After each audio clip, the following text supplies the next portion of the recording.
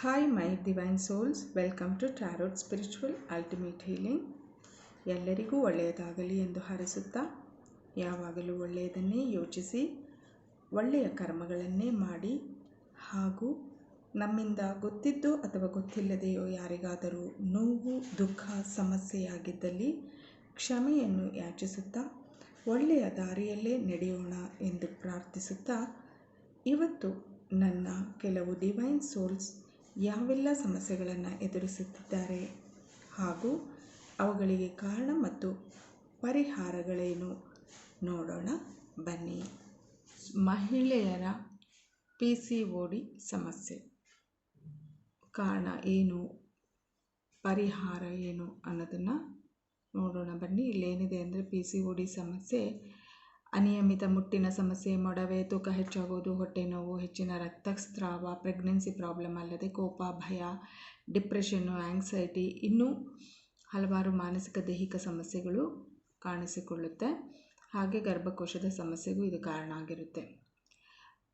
ಇದರಲ್ಲಿ ಯಾರಿಗೆಲ್ಲ irregular menstruation, over bleeding, stomach ache, uterus problem, infertility, obesity, anxiety, fear, insomnia, stress and other mental and physical disorders, ಇದು ಎಲ್ಲರಿಗೂ ಒಂದೇ ಥರ ಸಮಸ್ಯೆಗಳು ಕಾಣಿಸ್ಬೇಕಾಗಿಲ್ಲ. ಕೆಲವರಿಗೆ ಹೊಟ್ಟೆ ನೋವಿದ್ದರೆ ಕೆಲವರಿಗೆ ಓವರ್ ಬ್ಲೀಡಿಂಗ್ ಇರುತ್ತೆ, ಅಥವಾ ಕೆಲವರಿಗೆ ಬ್ಯಾಕ್ ಪೇನ್ ಇದ್ದರೆ ಕೆಲವರಿಗೆ ಸೊಂಟ ನೋವಿರುತ್ತೆ, ಇನ್ನು ಕೆಲವರಿಗೆ ತೊಡೆ ನೋವು ಸಮಸ್ಯೆ, ಹಲವಾರು ಸಮಸ್ಯೆಗಳು ಹಲವಾರು ಜನರಿಗೆ ಡಿಫ್ರೆಂಟಾಗಿ ಕಾಣಿಸ್ಕೊಳ್ಳುತ್ತೆ.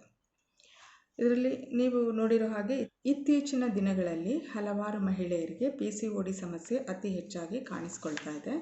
ಇದರಿಂದ ಮುಟ್ಟು ಸರಿಯಾಗಿ ಆಗದೆ ಹಲವಾರು ಅಡ್ಡ ಪರಿಣಾಮಗಳ ಸಮಸ್ಯೆಗಳನ್ನು ಎದುರಿಸ್ತಾ ಇರೋದನ್ನು ನಾವು ನೋಡ್ತಾ ಇದ್ದೀವಿ. ಹಾಗೆ ಕೆಲವರಿಗೆ ಅತಿ ಹೆಚ್ಚು ರಕ್ತಸ್ರಾವ ಆಗೋದು, ರೆಗ್ಯುಲರ್ ಆಗಿ ಪೀರಿಯಡ್ಸ್ ಆಗದೇ ಇರೋದು, ಮತ್ತು ಇಂಥ ಸಮಯದಲ್ಲಿ ತುಂಬ ಹೊಟ್ಟೆ ನೋವಾಗೋದು, ಹಾರ್ಮೋನಲ್ ಇಂಬ್ಯಾಲೆನ್ಸ್ನಿಂದ ಮೊಡವೆ, ಮತ್ತು ಒಬೆಸಿಟಿ, ಆಂಗ್ಸೈಟಿ, ಫಿಯರ್, ಸ್ಟ್ರೆಸ್, ಮತ್ತು ನಿದ್ರಾಹೀನತೆ, ಗರ್ಭಕೋಶದ ಸಮಸ್ಯೆ, ಹಾಗೆ ಇದರಿಂದ ಪ್ರೆಗ್ನೆನ್ಸಿಗೂ ಕೂಡ ತೊಂದರೆ ಆಗೋದು, ಇದೆಲ್ಲವನ್ನು ನಾವು ನೋಡ್ತಾ ಇದ್ದೇವೆ. ಇದಲ್ಲದೆ ಹಲವಾರು ಮಹಿಳೆಯರಿಗೆ ಅವರವರ ಬಾಡಿ ಮತ್ತು ಮೈಂಡ್ಗೆ ತಕ್ಕಂತೆ ಇನ್ನೂ ಕೆಲವು ದುಷ್ಪರಿಣಾಮಗಳು ಆಗ್ತಾ ಇದೆ.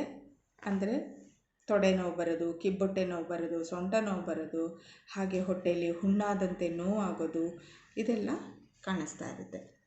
ಮತ್ತು ಕೆಲವರಿಗೆ ಪೀರಿಯಡ್ಸ್ ಆದರೂ ಕೂಡ ಸರಿಯಾಗಿ ಫ್ಲೋ ಆಗಲ್ಲ, ಬ್ಲೀಡಿಂಗೇ ಆಗಲ್ಲ, 1 or 2 ಡ್ರಾಪ್ಸ್ ಆಗೋದು, ಈ ರೀತಿಯಾದಂಥ ಸಮಸ್ಯೆಗಳು ಕೂಡ ಕಂಡು ಬರ್ತಾ ಇದೆ.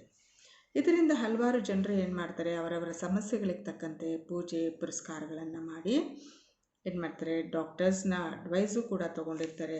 ಡಾಕ್ಟರ್ಸ್ ಕನ್ಸಲ್ಟ್ ಮಾಡಿ ಹಲವಾರು ಕಡೆ ಚಿಕಿತ್ಸೆಗಳನ್ನು ಪಡೆದು ಮದ್ದು ಮಾತ್ರೆಗಳನ್ನು ಕೂಡ ತೆಗೆದುಕೊಂಡಿರ್ತಾರೆ. ಕೆಲವರಿಗೆ ಗುಣ ಆಗುತ್ತೆ, ಮತ್ತು ಕೆಲವರಿಗೆ ಸ್ಯಾಟಿಸ್ಫ್ಯಾಕ್ಟರಿ ರಿಸಲ್ಟು ಬಂದಿರಲ್ಲ. ಅಂದರೆ ಕೆಲವರು ನೋವನ್ನು ತಡೆಯಲಾರದೆ ಗರ್ಭಕೋಶನ ಏನು ಮಾಡಿರ್ತಾರೆ, ತೆಗೆಸಿರೋದು ಉಂಟು, ನಾವು ಅದನ್ನು ನೋಡಿದ್ದೇವೆ ಅಲ್ವಾ. ಹಾಗೆ ಮತ್ತು ಕೆಲವರು ಸಮಸ್ಯೆಯಿಂದ ಹೊರಬರೋದಕ್ಕೆ ಗರ್ಭಕೋಶ ಸ್ಕ್ಯಾನ್ ಮಾಡಿಸಿ ಅದರಲ್ಲೂ ಏನು ಸಮಸ್ಯೆ ಇಲ್ಲ ಅಂತ ಕಂಡು ಬಂದು ತಡೆಯಲಾರದೆ ಅವರು ನೋವನ್ನು, ಬಾಧೆಗಳನ್ನು ಅನುಭವಿಸುತ್ತಿರ್ತಾರೆ. ಅಂತಹ ಸಮಸ್ಯೆಗಳಿಗೆ ಕಾರಣ ಏನು? ಈಗಿರುವ ಮೆಡಿಕಲ್ ಟೆಕ್ನಾಲಜಿಗೆ ಸವಾಲಾಗಿ ಕೆಲವು ಸಮಸ್ಯೆಗಳು ಯಾಕೆ ಕಾಡ್ತಾ ಇವೆ? ಇದಕ್ಕೆ ಬೇರೆ ಕಾರಣಗಳು, ಪರಿಹಾರ ಏನಾದರೂ ಇದೆಯಾ?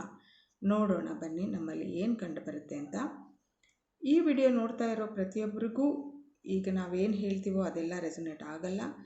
ರೆಸೊನೇಟ್ ಆಗೋವಂಥವ್ರು ಮಾತ್ರ ಇದನ್ನು ನೀವು ನೋಡಿ, ಅಕಸ್ಮಾತ್ ಯಾರಿಗೆ ಇದು ರೆಸೊನೇಟ್ ಆಗಲ್ಲೋ ಅವರು ಇದನ್ನು ಸ್ಕಿಪ್ ಮಾಡ್ಬೋದು.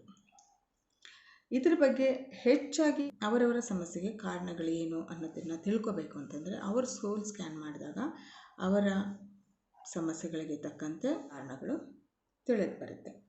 ಸೊ ಅಂಥವರು ಯಾರಿಗಾದರೂ ಇಚ್ಛೆ ಇದ್ದರೂ ಕೂಡ ಡಿಸ್ಕ್ರಿಪ್ಷನಲ್ಲಿ ವಾಟ್ಸಪ್ ನಂಬರ್ ಇದೆ, ಅದಕ್ಕೆ ಖಂಡಿತವಾಗ್ಲೂ ವಾಟ್ಸಪ್ ಮಾಡಿ ನೀವು ಫೋನ್ ಕನ್ಸಲ್ಟೇಷನ್ ಮಾಡ್ಕೋಬೋದು.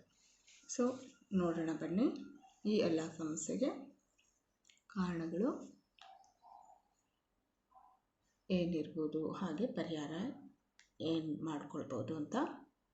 ಈಗ ನಾನು ಇಲ್ಲಿ 9 ಕಾರ್ಡ್ಗಳನ್ನು ನಾನು ಜೋಡಿಸಿರ್ತೀನಿ. ಅದರಲ್ಲಿ 9 ನಂಬರಲ್ಲಿ ಯಾವ ಒಂದು ನಂಬರು ನಿಮಗೆ ಇಷ್ಟ ಆಗುತ್ತೋ ಅದನ್ನು ಸೆಲೆಕ್ಟ್ ಮಾಡ್ಕೊಳ್ಳಿ.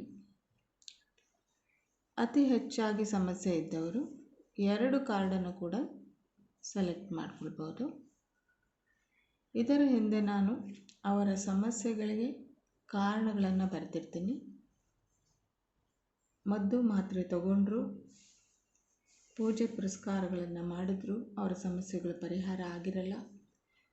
ಅಂಥವ್ರಿಗೆ ಈ MRI, CT ಸ್ಕ್ಯಾನ್, ಎಂಡೋಸ್ಕೋಪಿ ಅಥವಾ ಏನೇ ಎಕ್ಸ್ರೇಗಳು ತೆಗೆದುಕೊಂಡಿದ್ರು ಕಾರಣಗಳು ಸರಿಯಾಗಿ ತಿಳಿದು ಬಂದಿರೋದಿಲ್ಲ. ಅಂಥವ್ರಿಗೂ ಕೂಡ ಸಮಸ್ಯೆಗಳಿದ್ದು ಅಂಥ ಸಮಸ್ಯೆಗಳಿಗೆ ಕಾರಣ ಇಲ್ಲಿ ಏನು ಬರುತ್ತೆ ಅಂತ ನೋಡೋಣ. ಅತಿ ಹೆಚ್ಚಾಗಿ ಸಮಸ್ಯೆ ಇದ್ದವರು ಮಾತ್ರ 2 ಕಾರ್ಡನ್ನು ಚೂಸ್ ಮಾಡ್ಕೊಳ್ಳಿ.